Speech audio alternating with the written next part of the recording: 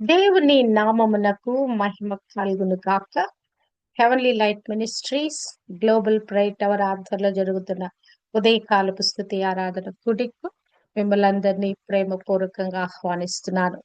యోహాను సువార్త అధ్యయనం చేస్తా ఉన్నాము. 17వ అధ్యాయంలో నుంచి మనము ధ్యానిస్తున్నాము.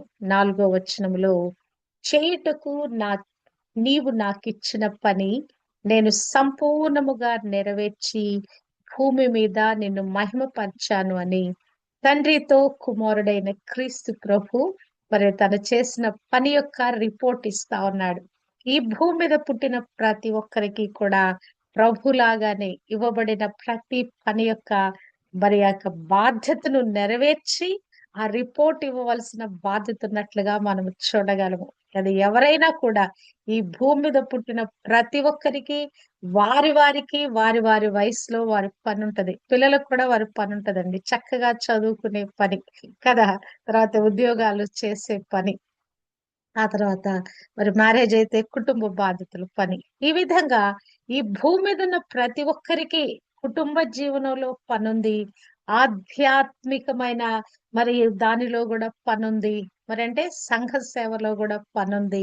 అసలు మానవుడు అనేవాడు పని చేయటానికి పుట్టినట్లుగా ఆదాములో నుండి మనం నేర్చుకున్నాం. ఆదామును మరి దేవుడు సృష్టించినప్పుడు అతనిని ఆ ఏదెను తోటను సేద్యపరచడానికి మరి కాయటానికి అతను నియమించబడ్డాడని మరి నిన్నటి దినము మనం నేర్చుకున్నాం. ఇంకను ఈ పని గురించి ఈ యొక్క బైబిల్ గ్రంథం ఏం చెప్తా ఉంది? ప్రభువు తనకిచ్చిన పనిని తాను నెరవేర్చానని చెప్తున్నాడు. ఎలా నెరవేర్చానని చెప్తున్నాడు? సంపూర్ణంగా నెరవేర్చానని చెప్తున్నాడు. అలాగున ఆయనకి ఇవ్వబడిన పనిని నెరవేర్చడం ద్వారా తండ్రికి గొప్ప మహిమ కలుగునట్లుగా ఇక్కడ ఆయన తండ్రితో మాట్లాడుతున్నాడు. మరి నీవు నేను కూడా అసలు ఇంకా ఏ ఏ పనులకు మనం నియమించబడ్డామో, మరి దేవుని పని చేస్తే గనక ఒకవేళ ఆ పనిని మనము ఎలాగున జరిగించాలి, అసలు ఆ పని విధానం ఎలాగున్నదనే కొన్ని విషయాలను మరలా ఈ దినము మనము ధ్యానిద్దాము. ఈ యొక్క పరలోక రాజ్యంలో కూడా ఒక పని, పరలోక రాజ్యములో ప్రతి ఒక్కరికి ఒక పని నియమించబడిందండి. అంటే మన పరలోక రాజ్యానికి చేరాలంటే, లేకుంటే పరలోక రాజ్యము ఎలాగుంటదని ప్రభు అభివర్ణిస్తూ ఇక్కడ పరలోక రాజ్యాన్ని ఒక ఇంటి యజమానిని పోలి ఉందట. యజమాని లాగా పరలోక రాజ్యం ఉందట. పరలోక రాజ్యంలో ఆయన పని చేయటానికి, లేకుంటే ఆ ఇంటిలో ఆయన యొక్క పరలోక రాజ్యం లాంటి తన ఇంటిలో పని చేయటానికి కొద్ది మందిని కూలీకి పని పెట్టుకోవటానికి ఆయన బయలుదేరి వెళ్ళాడంట. పొద్దున్నే బయలుదేరి వెళ్ళిపోయాడంట. వెళ్ళిపోయి మరి దినానికి ఒక దేనారం చొప్పున పనివారితో ఒడవడి పడ్డాడంట. మరి వారికి, ఇదిగో మీరు నా మరి పొలంలో నా గృహంలో వచ్చి పని చేయండి, పని చేస్తే మీకు ఒక దేనారు ఇస్తానని చెప్పాడంట. మరి తీసుకొచ్చి వారిని తన ద్రాక్ష తోటలో పనికి నియమించాడట. మరి ఆ యొక్క మరి ఆ యొక్క సాయంకాలం వరకు ఆయన ఏం చేశాడంటే, ఒక్క ఉదయం వచ్చిన వాళ్ళకే కాదు గాని, ఆ తర్వాత 9 గంటలకి, 12 గంటలకి, 3 గంటలకి, ఆఖరికి 5 గంటలకు కూడా వెళ్ళి ఇంకా కొద్దిమంది పనివారిని అపాయింట్ చేసుకుంటూనున్నారు. ఇంకా నా దగ్గర పనుంది, నా ద్రాక్ష తోటలో పనుందని వాడు పిలుస్తా ఉన్నాడు, అపాయింట్ చేసుకుంటున్నారు. వారికి పని అప్పచెప్తా ఉన్నాడు. సాయంకాలం 6 గంటలు పని అయిపోయే సమయానికి అందరికీ, మొదట వచ్చిన వారు మొదలుకొని చివర వచ్చిన వారి వరకు కూడా కూలి అనుగ్రహించబడుద్ది. అందరికీ కూడా కూలి అనుగ్రహించబడుద్ది. ఏంటని చూస్తే గనక పొద్దున వచ్చిన వారికి ఒక దేనారం ఇచ్చాడు. సాయంకాలము 5 గంటలు వచ్చిన వారికి కూడా ఒక దేనారం ఇచ్చారు. వారు మరి తీసుకొని ఆక్షేపిస్తున్నారు. చివర ఒక్క గంట వచ్చిన వారికి కూడా మరి ఇట్టి విధంగా మీరు సమానమైన కూలి ఇస్తారని కూడా కొద్దిమంది గొడవ పడతారు. ఇక్కడ ఏంటంటే, దేవుడు ఎవరిని ఏ సమయానికి ఏ పనికి నియమించాడో ఆ పనిని ఒక గంట సేపు చేసావా, 5 గంటలు చేసావా, 10 గంటలు చేసావా అని కాదు, కానీ నిన్ను నియమించిన పనిలో నీవు నమ్మకంగా పని చేసావా, బాధ్యతాయుతంగా పని చేసావా, చెప్పిన పనిని చెప్పినట్లు చేసావా అన్నదే ఇక్కడ ప్రశ్న. ఇక్కడ యజమానిగా ఉన్నటువంటి మరి దేవాది దేవుడు మనందరినీ కూడా దేవుని పొలములో పని చేయటానికి మనందరినీ కూడా నియమించుకున్నాడు. ఏ సమయంలో మనం పిలిచాడా ఆ సమయంలో మనం లోబడిన వాళ్ళమై మనకి ఏ పని అప్పచెప్పాడు మరి అనేకమైన పనులున్నాయి. దేవుని పనులు, దేవుని యొక్క రాజ్య సువార్తలో అనేకమైన పనులున్నాయి. బోధించటం ఒక్కటే పని కాదు. ప్రార్థించడం అనే పని, పరిచర్య చేయటం అనే పని, ఇంకా రకరకాల బాధ్యతలున్నాయి. వీటన్నిటిని కూడా మనము ఏ పని చెప్తే ఆ పనిని మనము బాధ్యతాయుతంగా చేయాలి. మరి ఈ పని ఎలాగున్నది? ఈ పరలోక రాజ్యానికి సంబంధించిన పని ఎలా ఉందంటే చాలా పెద్ద పనుందండి. మరి ఇక్కడ క్రీస్తు ప్రభు ఒక చోట చెప్తూ కోత విస్తారం ఉన్నది గాని పనివారు కొద్ది మందిగా ఉన్నారు. అంటే ప్రభు ఎందుకు మరి ఆ యొక్క యజమానుడు ఎందుకు అన్ని సార్లు వెళ్ళాడు, పొద్దున వెళ్లి పిలిచాడు. మరి వాళ్ళొచ్చి పని చేస్తున్నారు. ఇంకా పని సరే మరి అయిపోవటం లేదు. పని తీరటం లేదు. మరలా 9 గంటలకెళ్ళి కొంతమందిని తెచ్చాడు. అయినా గాని పనివారు సరిపోట్ల. మళ్ళా 12 గంటలకెళ్ళి తీసుకొచ్చి అయినా పనివారు సరిపోట్ల. ఆఖరికి 5 గంటలకు వెళ్లి తీసుకొచ్చినా గూడా ఇంకా పనివారు మరి సరిపోవటంలా. అంటే అంత విస్తారమైన పని ఈ ప్రపంచ యావత్తుగా భూమి మీద ఉన్న ఈ ప్రజలందరూ రక్షింపబడాలంటే ఎంతమంది లేచి సువార్త చెప్పాలండి. కోత విస్తారముగా ఉన్నది. పనివారు కొద్దిగా ఉన్నారు కనుక ఆ కోతకు పనివారిని పంపమని కోత యజమానుని వేడుకునే పని కూడా మనకున్నట్లుగా ఇక్కడ మనం చూడగలము. శిష్యులతో చెప్పిన మాట ప్రభువు మనతో కూడా మాట్లాడుతున్నాడు. కోతకు పనివారికి కావాలి అని మీరు ప్రార్థన చేయండి. మీరు కోత కోసేవారుగా ఉండండి. కోతకు పనివారికి కావాలని ప్రార్థన చేయండి అంటున్నాడు. ఓకే, పనికి పిలిచాడు. పనికి పిలిచినాక మరి దేవుడు మరి దానికి జీతం ఇవ్వడా? మత్తయి 10:10 అంటాడు ఆ సందర్భంలో పనివాడు తన ఆహారమునకు పాత్రుడు. మరి ఈ యొక్క 1 తిమోతి 5:18 చూస్తే నూర్చెడి ఎద్దు మూతికి చిక్కము వేయవద్దు. పనివాడు తన జీతమునకు పాత్రుడు. ఎవరైనా పని చేశాడా వాడికి ఆహారము, వాడికి జీతం ఉంటది. అంతేకాదు ఆ పనికి మరి ఆ జీతానికి తగినట్లుగానే ఆహారం కూడా పొందుకుంటాడు. కనుక ఈ యొక్క పని చేయటంలో ఎవ్వరు కూడా విసుగు చెందొద్దని దేవుని వాక్యము సెలవిస్తుంది కదా. పని చేయకుండా బద్ధకంగా ఉండకూడదు, సోమరితనంగా ఉండకూడదని కూడా మనము నేర్చుకున్నాము. అసలు ఈ పని ఎవరికి అప్పచెప్పబడింది? మనందరికి అప్పచెప్పబడిందండి. ఎందుకు? మనము క్రీస్తు మన శిరస్సు అయింటుండగా మనమందరం కూడా శరీరములోని క్రీస్తు శరీరములోని అవయవములమై ఉన్నాము. మరి మన శరీరములో మరి అనేక అవయవాలు ఉన్నాయి కానీ అవయవాలన్నిటికీ ఒక్క పని లేదండి. అవునా కాదా? రకరకాల పనులు మనకి దేవుడు అనుగ్రహింప చేశాడు. రోమీయులకు రాసిన పత్రిక 12:8 చూస్తే బోధించువాడు, హెచ్చరించువాడు, పంచిపెట్టువాడు, పై విచారణ చేయువాడు, కరుణించువాడు వీళ్ళందరూ కూడాట సంతోషముతో పని జరిగించాలట. ఎవరికి ఏ పని అప్పచెప్పబడితే ఆ పనిని బాధ్యతాయుతంగానే కాదు సంతోషంగా చేయాలంట. కొంతమందికి మరి ఆ యొక్క సంఘంలో ఆ ఆలయంలో ఊడ్చి మరి కార్పెట్స్ వేసి లేకుంటే చైర్స్ వేసే పని ఉంటది. కొంతమందికి మైక్ సిస్టమ్ పెట్టే పని ఉంటది. అవునా కదా? కొంతమందికి మ్యూజిక్ వాయించే పని ఉంటది. మరి రకరకాల పనులు ఉంటాయి కదా. ఈ రకరకాల పనులన్నిటిని కూడా మనం ఏం చేయాలంట? సంతోషముతో మనము జరిగించాలంట. ఎందుకు? ఒక్క శరీరంలోని అవయవములమై ఉన్నాం గనక ఐకమత్యతతో ఎవరికిచ్చిన పని పైన ఫుల్ పీట మీద బోధించేవాడు, కింద కార్పెట్ లేసేవాడు. అంటే కార్పెట్ ఫుల్ పీట్ వరకు కూడా ఎవరెవరు ఏ పని కలిగుంటే సంఘంలో అందరూ కూడా ఆ పనిని సంతోషంగా జరిగించాలండి. ఇంకా మనం చేసే పని ఎలాగుండాలంట? జీతము పుచ్చుకునే పనిలాగుండాలంట. పునాది మీద ఒకడు కట్టిన పని నిలిచిన ఎడల వాడు జీతము పుచ్చుకొనును.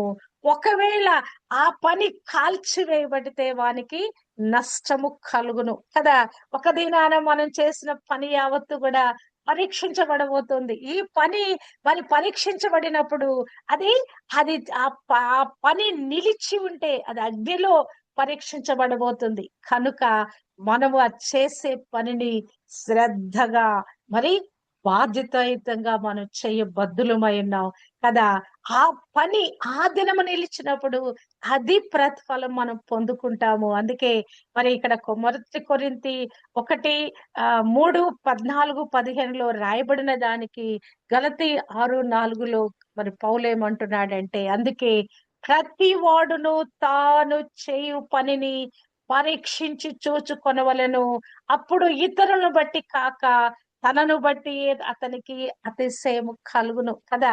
ఈ చేసే పనిలో మన దీంట్లో రిజల్ట్స్ పొందుకున్నాం అనుకున్నా అండి, ఫలితం పొందుకున్నాం అనుకున్నా అండి, మరి మనకేం జరుగుద్ది? గొప్ప సంతోషం కలుగుద్దా కదా, అతిశయం కలుగుద్దా కదా.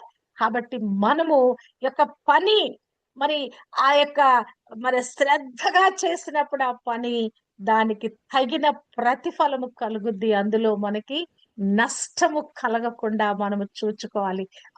సామెతల గ్రంథకర్త ఏమి రాస్తాడంటే, ఏ పని చేసినా లాభం కలుగుద్దంట.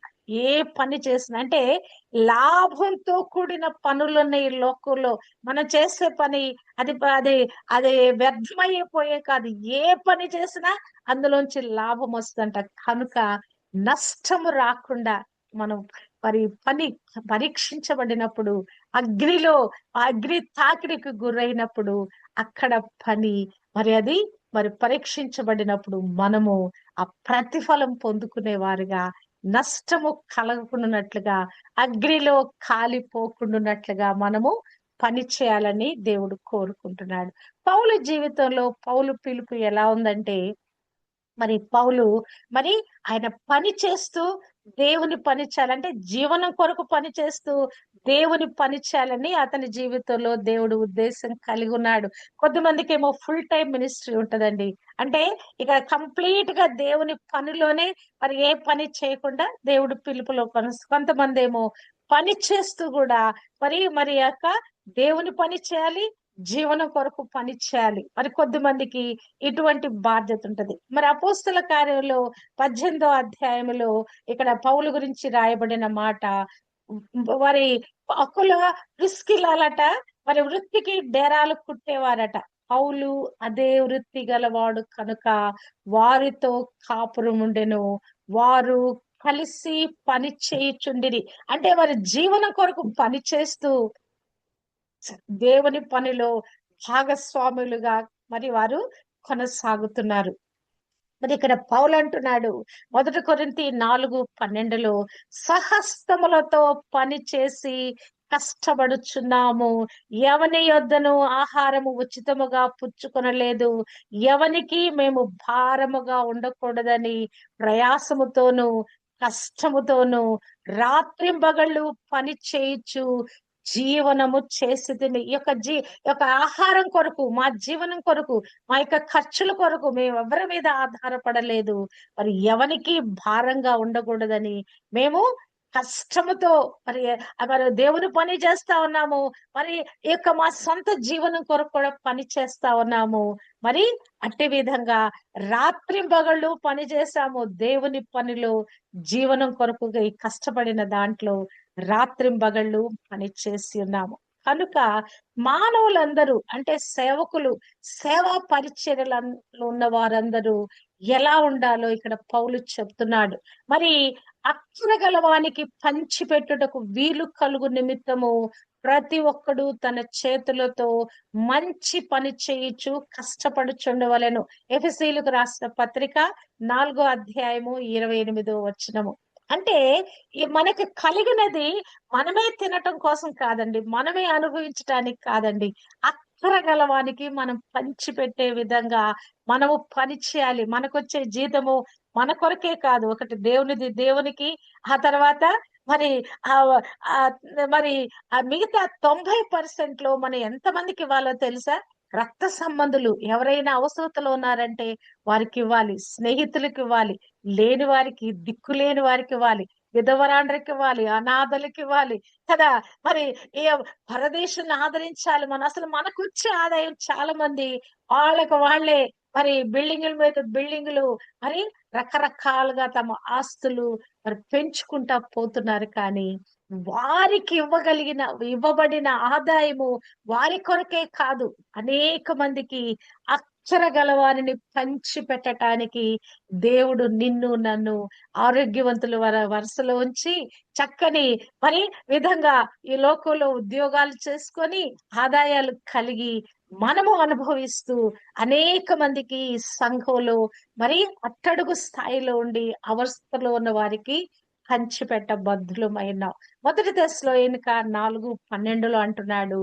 అంటే ఇక్కడ మనము మన పని గురించే కాదు, అంటే జీవనం కొరకే కాదు గాని దేవుని పనిలో కూడా సొంత కార్యములు జరుపుకొనుట యందు మీ చేతులతో పని చేయుట యందు దేవుని పని యందును ఆశ కలిగి ఉండవలెనని మిమ్ములను హెచ్చరించుచున్నాను.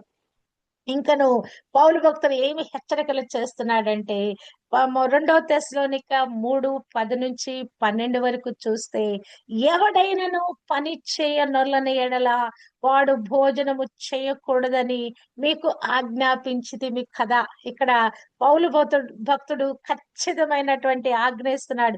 ఎవరైనా పని చేయకపోతే వాడు భోజనం చేయకూడదు. అంటే ఇంట్లో పిల్లలు పని చేస్తారా? వాళ్ళకేం పని లేదు కదా.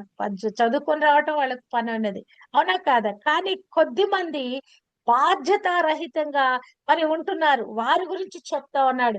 పని చేయకపోతే వాడు భోజనం చేయకూడదు అంటే వాళ్ళు పని చేయకపోగా ఏం చేస్తున్నారంట? పరులు జోలికి పోతున్నారంట, అక్రమగా నడుచుకుంటున్నారంట. అందును బట్టి ఇక్కడ పౌలు భక్తుడు అంటున్నాడు, ప్రతి ఒక్కరూ పని చేయుచు సొంతముగా సంపాదించుకొనిన ఆహారము భుజించవలనని మన ప్రభు అయిన యేసు పేరట వారిని ఆజ్ఞాపూర్వకముగా హెచ్చరించుచున్నాను. హల్లెలూయా.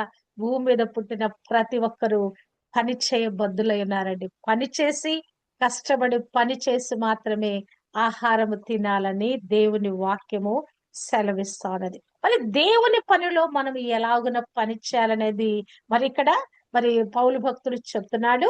2 తిమోతి 2:15 చూస్తే, దేవుని ఎదుట యోగ్యునిగాను సిగ్గుపడనక్కరలేని పనివానిగాను సత్యవాక్యమును సరిగా ఉపదేశించువానిగాను నిన్ను నీవే దేవునికి కనపరుచుకొనుటకు జాగ్రత్త పడుము. మనం చేసే ప్రతి పని కూడా అగ్నిలో పరీక్షించబడదు కదా.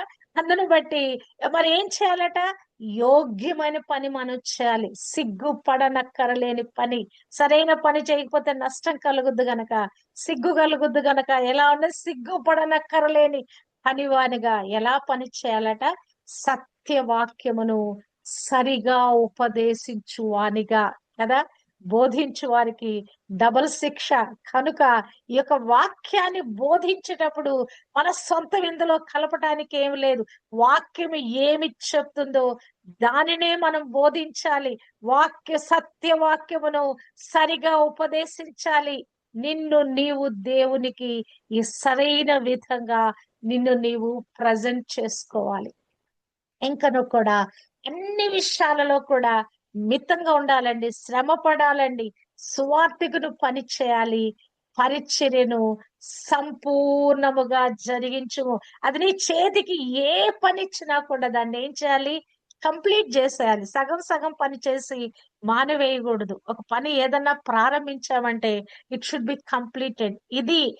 ఇట్టి విధంగా మనము దేవుని పనిలో కొనసాగాలని మరి దేవుని యొక్క ఉద్దేశం అనేది. అందుకే చక్కగా ఈ బైబిల్ గ్రంథంలో ఈ విషయాలన్నీ కూడా రాయబడి ఉన్నట్లుగా మనము చూడగలము. ఇంకనూ మనము చూసినట్లయితే కొద్దిమంది స్త్రీలు కూడా మరి బైబిల్ గ్రంథంలో పని చేసినట్లుగా మనం చూడగలము. మార్తా అనే ఒక సహోదరి మరి క్రీస్తు ప్రభు కొరకు వంట చేయటం మొదలు పెడుతుంది. ఆయన ఇంటికి పిలుచుద్ది, ఆతిథ్యం ఇవ్వాలనుకుంటది. ఇంకా హడావుడు పడతా ఉంటది. ఆమె ఎంత హడావుడు పడుతుందంటే లూకాసు సువార్త 10:40 మార్త విస్తారమైన పని పెట్టుకొనుట చేత తొందరపడి ఆమె గబగబా మాట్లాడేస్తుంది. చాలా విస్తారమైన పని పెట్టుకుందట. మనం కూడా ఏం చేస్తామో తెలుసా? గృహంలో విస్తారమైన పనులు చేస్తాం. అసలు మనకి టైము దేనికి కూర్చొని ప్రార్థన చేసుకోవటానికి వీలు లేనట్లుగా ఇంట్లో పనులు పెట్టుకుంటాం.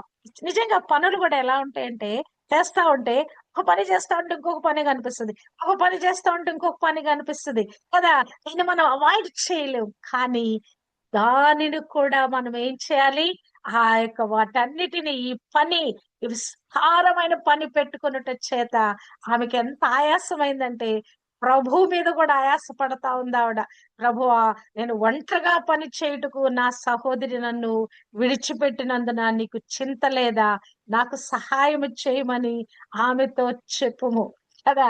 ఇక్కడ ప్రభువుని ఆజ్ఞాపించేంతగా, ప్రభువుని ఆక్షేపించేంతగా నీకు చింత లేదా ప్రభు అని మరి ప్రభువుతో అంటే మనము యొక్క పని విధానంలో కూడా ఈ విస్తారమైన పనులు పెట్టుకొనటం ద్వారా మనకు ఆయాసం కలుగుతుంది. మరి ఎలా ప్రవర్తిస్తున్నామో, ఎలా మాట్లాడుతున్నామో కూడా ఆ వివేచన జ్ఞానము వెళ్ళిపోయి కొన్నిసార్లు విపరీతంగా ప్రవర్తిస్తాం కనుక పని చేసేటప్పుడు కూడా జ్ఞానయుక్తంగా మనం పని చేయాలి. ఆ పనిని, ఆ సమయాన్ని ఏ సమయంలో ఈ పని చేయాలని దాన్ని మనము మరి ఆ యొక్క జ్ఞానం కలిగి ఉండాలి. పని చేయటానికి కూడా మరి ఆ సమయాన్ని మనము విభాగించుకోవాలి. ఏ సమయంలో ఏ పని చేయాలని కూడా, ఏ సమయాన్ని దేనికి ఇంపార్టెన్సో దానికి ఇచ్చినట్లుగా కూడా పనిని మనము ఆ సరైన విధంగా టైం మేనేజ్మెంట్ అంటారు దాన్ని. ఆ టైంను కూడా సరైన విధంగా మనము పెట్టుకోగలగాలి. మరి యొక్క సామెతల గ్రంథంలో ఒక స్త్రీ ఉంది. ఆమెట మరి 31వ అధ్యాయము సామెతల గ్రంథంలో ఆమె గురించి రాయబడిన మాట 13వ వచనంలో, ఆమె తన చేతులారా పని చేస్తదట. రెండవదిగా చూస్తే చీకటితోనే లేచి తన ఇంటి వారికి భోజనము సిద్ధపరచుద్దంట. తర్వాత నడికట్టు చేత బలము పరుచుకొని చేతులతో బలముగా పని చేస్తదట. అంతేకాదు, మరి ఆమె పని చేయకుండా భోజనము చేయదట. 27వ వచనములో, మరి 31వ వచనములో ఆమె చేసిన పనిని బట్టి ప్రతిఫలమియ్యదగును. హల్లెలూయా! కదా! మనం చేసే ప్రతి పనికి ఒక ప్రతిఫలం ఉందండి. అవునా కదా? ఈమె చేతులారా పని చేస్తుందట, బలంగా పని చేస్తుందట, మరి వేకువనే లేచి పని చేస్తుందట. మరి అంతే కాదు, మరి పని చేయకుండా ఆమె భోజనము చేయదట. స్త్రీలైన వారికి ఈమె ఎంతో గొప్ప ఆదర్శము. అవునా కదా? ఈమె గురించి మనం ఎన్నో సార్లు మరి ప్రసంగాలుగా మనం చెప్పుకుంటాం. గుణవతి అయిన భార్య, గుణవతి అయిన స్త్రీ గురించి అనేకమైన ప్రసంగాలు వింటా ఉంటాం. అంటే ఆమెలో ఉన్న ప్రత్యేకత ఏంటంటే, పని చేయటానికి ఆమె ముందున్నదండి. వేకున లేచి ఇంటి వారి కొరకు ఆమె ఆహారము సిద్ధపరుస్తుందంట. అంతే కాదు, ఇంకా చాలా గుణ లక్షణాలుండి ఆమెలో పని గురించి మనము ధ్యానిస్తున్నాము గనక, మనము కూడా ఏం చేయాలి? చేతులారా పని చేయాలి. కష్టపడి పని చేయాలి. బలంగా పని చేయాలి. పని చేయకుండా మనము కూడా భోజనము చేయకూడదు. కనుక మరి దేవుడు ఆమెకి ప్రతిఫలం ఇస్తున్నాడు. మరి స్త్రీలైన వారందరికి కూడా మరి కుటుంబంలో వారికి ఉద్యోగాలు లేకపోయినా కూడా ఆ కుటుంబ జీవనంలో కదా, స్త్రీలు చేసే పని పురుషుని ఒక్క రోజు చేయమంటే చతికిల పడతారు. స్త్రీలకు మరి వాడు ఎన్ని పనులు చేస్తారా కదా, ఉదయం నుంచి రాత్రి వరకు మరి ఎంతమందికి ఆహారం సిద్ధపరుస్తారు. గృహంలో ఎన్ని రకాలైన పనులుంటాయి. స్త్రీలకున్న బలం పురుషులకు ఉండదండి. దేహదారుఢ్యం కలిగిన వాళ్ళు కానీ, వాళ్ళు కొట్టడానికి మరి రకరకాల కసరత్తులు చేయటానికే గాని, స్త్రీల వలె మరి ఇంట్లో పనులు చేయటానికి వారికి పురుషులకి ఆ శక్తి సామర్థ్యం లేదు. నువ్వు కూడా స్త్రీలకు ఒక పనేంటంటే, ఇంట ఉండి పని చేసుకోవటమే కాదు గాని, భర్తలకు లోబడి ఉండాలి. భర్తలను, శిష్యులను ప్రేమిస్తూ ఉండాలి. మరి మంచి వారునై ఉండాలని ఇక్కడ 2వ అధ్యాయము తీతుకు రాసిన పత్రిక 4వ వచనంలో కూడా చెప్పబడింది. మరి మానవులందరే పని చేస్తున్నారా? కాదండి. శత్రువైన సాతాను కూడా వాడు చేస్తా ఉన్నాడు. మరి సమయం దగ్గర పడుతుందని వాడు త్వరపడుతున్నాడు. వాడు పని చేయటానికి సిద్ధపడుతా ఉన్నాడు. మరి ఆ యొక్క తోటల్లో మరి ఆ యొక్క పొలములో మరి గోధుమలు విత్తారంట. చూస్తే గురుగులు కూడా వచ్చినాయంట. కోత కొయ్యటానికి వెళ్ళేటప్పటికి గురుగులు కూడా వచ్చినాయంట. అప్పుడు అయ్యో ఎట్లా ఈ గురుగులు వచ్చినాయి అంటే, అప్పుడు మరి ఎట్లా అవి వచ్చినాయి అని చూస్తే గనక శత్రువులు శత్రువు వచ్చి మనుషులు నిద్రించుచుండగా వచ్చి గోధుమల మధ్యను గురుగులు విప్పిపోయెను. వాడేం చేశాడు? వాడి పని వాడు చేస్తా ఉన్నాడు. మెల్లగా చాప కింద నీరులాగా మన జీవితాల్లో ప్రవేశించి మనం నిద్రపోతున్నప్పుడు ఏదో ఒక చీకటి కార్యం చేయడానికి ప్రయత్నిస్తున్నాడు. అవునా కదా? అందుకే ప్రభు ఏం చెప్పాడు గెత్సేమనే తోటలో, మీరు శోధనలో పడకుండానట్లు మెలకువగా ఉండి ప్రార్థన చేయండి. అసలు ఇది ఎలా వచ్చిందని చూస్తే గనక మరి ఇక్కడ యజమానుడు చెప్తున్నాడు, ఇది శత్రువు చేసిన పని అన్నప్పుడు మనం ఏమి వెళ్ళి అవి కూర్చాలంటే వద్దు వద్దు. మరి మెలకలు పెరిగి గింజలు పట్టినప్పుడు గురుగులు కూడా ఆగుపడును. అప్పుడు మరి ఏం చేయాలి? ముందుగా వాటిని కా కోసి కాల్చివేయండి. తర్వాత ఈ యొక్క గోధుమలను ఆ పనలకు కట్టండి అని అక్కడ యజమానుడు ఇక్కడ వాళ్ళకి ఆజ్ఞ ఇస్తాడు. అంటే మనము చేస్తున్న ఈ పనిలో మన జీవితంలో మరి ఏదో ఒక విధంగా దుష్టుడు దూరి వాడి కార్యాలు చేస్తున్నాడండి. ఆ చీకటి కార్యాలు చేస్తా ఉన్నాడు. మనమేం చేయాలి? మెళకువ కలిగిన వారమై వాటిని తిప్పి కొట్టగలగాలి. వెంటనే మనకు ఆత్మలో ఇండికేషన్ వస్తది. ఏదో కీడు జరగబోతుంది, దుష్టుడు ఎక్కడో చీకటి కార్యం మొదలు పెట్టాడని ఇండికేషన్ రాగానే ప్రార్థనా పోరాటం చేయాలి. అదే కదా దేవుడు మనకు అప్పచెప్పిన పని. ఏంటది? ప్రార్థనా పని. ప్రార్థనా పోరాటం చేయాలి. వాడి క్రియలన్నిటినీ లయపరచాలి. మరి ప్రభు చెప్తున్న మాట ఇప్పుడు, అయ్యా భూమి మీద నాకివ్వబడిన పనిని నేను సంపూర్ణంగా నెరవేర్చానంటే ఎలా ఆయన పని చేస్తాడని చూస్తే గనక యోహాను సువార్త 4 అధ్యాయము 34 ప్రభు అంటున్నాడు, నన్ను పంపిన వాని చిత్తము నెరవేర్చుటయు ఆ ఆయన పని తుదముట్టించుటయు నాకు ఆహారమైనది. అక్కడ శిష్యులు ఆహారం కొనటానికి వెళ్ళారు. ప్రభువు సమరయ స్త్రీతో మాట్లాడుతున్నాడు ఆ సందర్భంలో.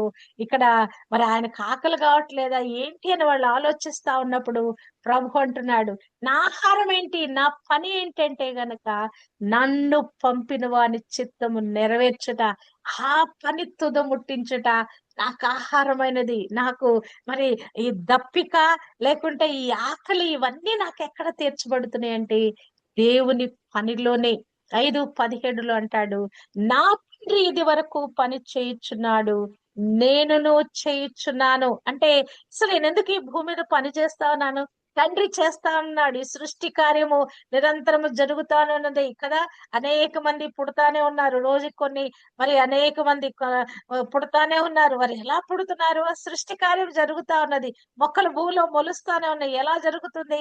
ఆయన సృష్టి కార్యము కంటిన్యూ అవుతానే ఉన్నది. కనుక ఇట్టి విధంగా నా తండ్రి ఇది వరకు పని చేయుచున్నాడు, నేను కూడా ఈ భూమి మీద పని చేయుచున్నానని మరి వారికి అక్కడ ఉత్తరం ఇచ్చాడంట. 9:4 అంటాడు, పగలున్నంత వరకు నన్ను పంపిన వాని క్రియలు చేయుచుండవలెను, రాత్రి వచ్చుచున్నది, అప్పుడు ఎవడును పని చేయలేడు కదా. మరి రాత్రి కాలం పని చేస్తారండి, అందరూ అలసిపోయి నిద్రపోతారు కదా. కానీ ఇవాళ రేపు మరి యొక్క సాఫ్ట్వేర్స్ వచ్చినాక రాత్రి కాలం కూడా పని చేస్తున్నారు. ఎందుకంటే అమెరికా దేశంలో వారి పగలు ఉన్న సమయం ఇక్కడ రాత్రి మనం పని చేస్తా ఉన్నాం. అంటే వాళ్ళు అక్కడ డే టైము, మనకు నైట్ టైము. మరి అక్కడ అందును బట్టి ఇక్కడ మనం పని చేయాల్సి వస్తుంది. కానీ రాత్రిపూట దేవుడు ఎందుకు నియమించాడు? మానవుడు నిద్రపోయి సేదదీరి తిరిగి బలము పొందుకొని ఉదయకాలం పని చేయటానికి.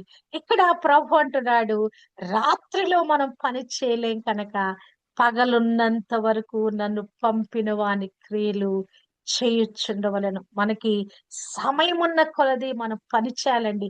ఈ శరీరములో శక్తి ఉన్నంత వరకు మనం పని చేయాలి కదా. మన బలమంతటితో కూడా మనం పని చేయాలి. హల్లెలూయా. ఎవ్వరు కూడా తమ యొక్క శక్తిని దాచుకోకూడదు. పని చేస్తా ఉంటే ఇంకా శక్తి వస్తదండి. మనకు బాగలేదని ముసుగేసామా మరి ఇంకా నీరసంగా ఉంటది. కానీ ఎప్పుడైతే పని చేస్తూ చేస్తున్నామో మనలో శక్తి ఇనబడిస్తా ఉన్నది. హల్లెలూయా. మరి అసలు ప్రభు వచ్చిన పనేంటి? ఇక్కడ లోకంలో మరి స్వస్థతలు జరిగించటానికి, మరి మంచి మాటలు చెప్పటానికి, దేవుని రాజ్య సువార్త చెప్పటానికి అసలు ఏ పని ముగించి తండ్రికి రిపోర్ట్ ఇస్తున్నాడని మనము చూస్తే గనక పాప విమోచన కొరకు ఆయన ఆ కార్యము నెరవేర్చడానికి సిద్ధపడిన దినాలలో ఉన్నాడు ఆయన. ఆయన అసలు ఈ భూమి మీదకి ఎందుకు వచ్చాడు? మానవుల పాప క్షమాపణ కొరకు, ఆ మానవుల పాపమంతా తన మీద తీసుకొని మానవాళికి రక్షణ, విమోచన, విడుదల ఇవ్వటానికి వచ్చాడు. ఆ పనిని ఆయన, నేను సంపూర్ణంగా నెరవేర్చి ఉన్నానయ్యా, నేను సిద్ధపడి ఉన్నాను, మనసంతట్లో సిద్ధపడి ఉన్నాను, హృదయం అంతట్లో సిద్ధపడి ఉన్నాను, నేను చేయవలసిన ఈ స్వస్థతలు, విడుదల సమయం అయిపోయిందయ్యా. ఇక నేను సిలువకు వెళ్ళి ఆ సిలువలో బలియాగ పాప ప్రాయశ్చిత్త చేసే సమయం వచ్చేసింది. ఈ భూమి మీద నాకు అప్పగింపబడిన పనిని సంపూర్ణంగా నెరవేర్చానని చెప్తున్నాడు. అది ఎలా జరిగిందో చూస్తే గనక హెబ్రీయులకు రాసిన పత్రిక 7వ అధ్యాయము 28వ వచనములో, ఈయన ఆ ప్రధాన యాజకుల వలె మొదట తన సొంత పాపముల కొరకు, తర్వాత తన ప్రజల పాపము కొరకు దినము బలులను అర్పింపవలసిన అవసరము కలవాడు కాడు. తన్ను తాను అర్పించుకున్నప్పుడు ఒక్కసారే ఈ పని చేసి ముగించెను. హల్లెలూయా! Once for all. మరి ప్రపంచ యావత్తులో ఉన్న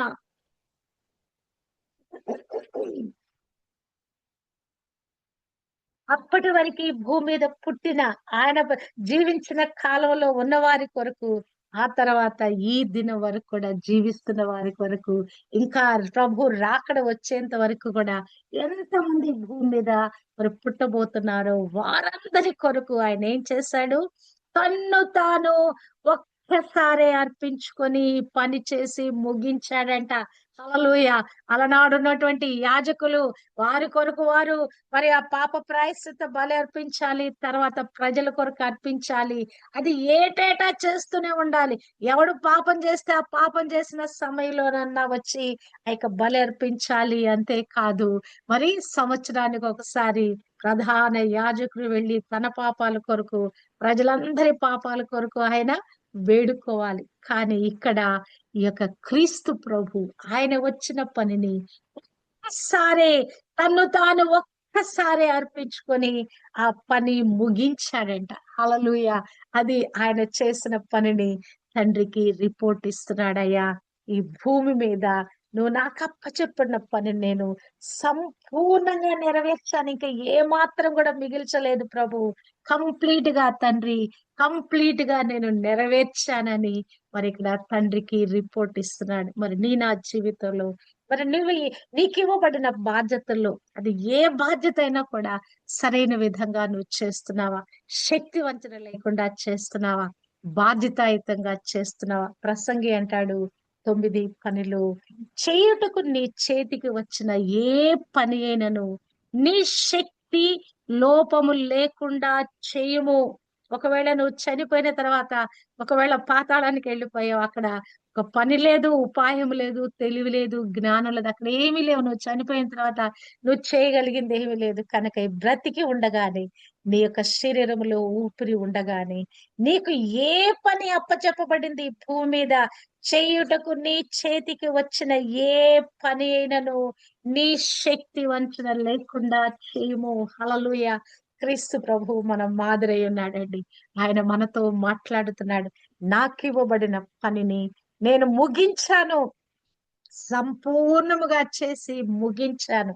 మరి నన్ను నమ్మిన వారు కదా, నన్ను వెంబడిస్తున్న వారు, నా చేత నియమించబడిన మీరు ఏ ఏ పనికి మీరు మరి నియమించబడ్డారో ఆ పనిని మీరు ఎలా చేయాలి? శక్తి లోపము లేకుండా చేయాలి మనం. అది మరి ఇది శ్రమ అనుకోకూడదు, బాధ అనుకోకూడదు, మరి అది కష్టం అనుకోకూడదు. అది ఎంత కఠినమైన పరిస్థితి అయినా కూడా, పనైనా కూడా మనం ఏం చేయాలట? శక్తి లోపము లేకుండా చేయాలట. హల్లెలూయా! ప్రభు మన మాదిరి అండి. అన్నిటికీ ఆయన మన మాదిరి అయి ఉన్నాడు. పని విషయంలోనే, ఆయనకి ఇవ్వబడిన పని విషయంలో కూడా ఆయన బాధ్యతాయుతంగా ఉన్నాడు. నీవు నేను కూడా ఈ భూమి మీద మనకి ఇవ్వబడిన పని, అది స్వార్థ పనా, బోధించే పనా, పరిచర్య చేసే పనా, కుటుంబంలో పనా, అది మరి ఉద్యోగంలో పనా, అసలు అది ఏ పనైనా కూడా అసలు మరి అసలు ఆ పనులన్నిటిని కూడా మనం ఎలా చేయాలంటే శక్తి వంచన లేకుండా, శక్తి లోపము లేకుండా, అంటే కంప్లీట్ గా బలంగా మరి సంతోషంగా ఈ పనులన్నిటిని కూడా మనము జరిగించాలంట. మానవులుగా ఈ భూమి మీద పని చేయటానికి మనం పుట్టాం. ఆదాము మొదలుకొని ఈ దినం వరకు ఎంతమంది ఈ భూమి మీద మానవులుగా పుట్టారో ప్రతి ఒక్కరికి కూడా పని అప్పచెప్పబడింది. ప్రభువు తన పని నెరవేర్చి సంపూర్ణంగా నెరవేర్చి తండ్రికి రిపోర్ట్ ఇచ్చి ఆయన విజయ వీరుడై వెళ్ళిపోయాడు. గొప్ప ప్రతిఫలము ఆయన పొందుకున్నాడు. మరి మనము కూడా మన వరుసలో మనకు అప్పజెప్పబడిన ప్రతి పనిని కూడా ఈలాగున మనం సంపూర్ణంగా నెరవేర్చి మరి ఆ యొక్క ఒక్క దినాన మనం చేసిన పని పరీక్షించబడినప్పుడు అది మరి కాలిపోకుండా దేవుని యొద్ద నుంచి గొప్ప బహుమానము ప్రతిఫలం మరి పొందుకున్నట్లుగా అట్టి విధంగా దేవుని పనిలో, కుటుంబ పనిలో, ఉద్యోగ పనిలో ఇవ్వబడిన ప్రతి పనిలో కూడా నమ్మకంగా, బాధ్యతాయుతంగా, శక్తి వంచన లేకుండా మరి పనులన్నిటిని కూడా జరిగించుదుము గాక, సంపూర్ణముగా నెరవేర్చి మనము కూడా ఈ రిపోర్ట్ ఇచ్చుదుము గాక. క్రీస్తు ప్రభువలే సంపూర్ణంగా నేను నెరవేర్చాను తండ్రి, నువ్వు నాకు ఈ భూమి మీద వచ్చిన పనినని తండ్రికి రిపోర్ట్ చెప్పినట్లుగా మనము కూడా చివరి శ్వాస తీసుకునేటప్పుడు దేవునికి ఈ మాట చెప్పి మన యొక్క జీవిత యాత్రను ముగించటానికి దేవుడు అట్టి కృప మనందరికీ అనుగ్రహింప చేయును గాక. ఆమేన్.